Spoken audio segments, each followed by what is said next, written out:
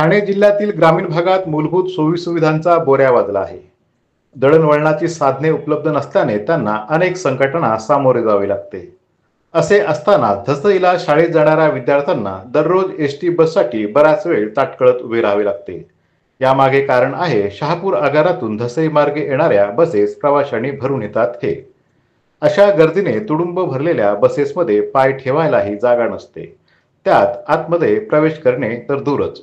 त्यामुळे कंटाळलेल्या विद्यार्थ्यांनी मंगळवारी दुपारी 1:15 वाजता रस्त्यावर उतरत 2.5 तास आंदोलन केले.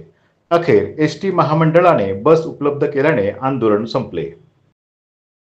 ग्रामीण भागात दळणवळणाची पुरेसे साधने नसतात. त्यामुळे एसटी बसेस त्यांच्यासाठी जीवनवाहिनीचे काम करते. गेल्या काही दिवसांपासून शहापूर आगारातून कोठारेकडे येणाऱ्या बसेस प्रवाशांनी भरलेल्या असतात.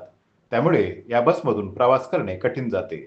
शहापूर आगारातून सकाळी 6 पासून 9 वाजेपर्यंत शाळेच्या विद्यार्थ्यांची सोय व्हावी म्हणून बसेस सोडल्या जातात. यातून सारंगपुरी, मुरबीचा पाडा, अवकळवाडी, कोठारे, पोकळ्याची वाडी, जळक्याची वाडी या भागातून धसईकडे शाळेत विद्यार्थी येत असतात. मंगळवारी नेहमीप्रमाणे सकाळपासून विद्यार्थी बसेसची वाट पाहत होते. पण बसेस प्रवाशांनी भरून येत होत्या. ही बाब श्रमजीवी संघटनेच्या कार्यकर्त्यांना समजली.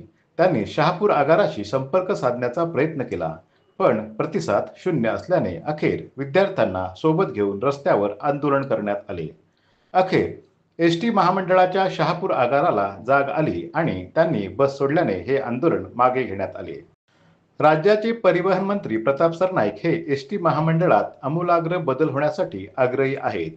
असे असताना एसटी महामंडळातील अधिकारी मात्र मस्तवाल झाले आहेत. त्यामुळे परिवहन मंत्री सरनाईक साहेब जरा इकडे लक्ष द्या असा सवाल पालक करत आहेत.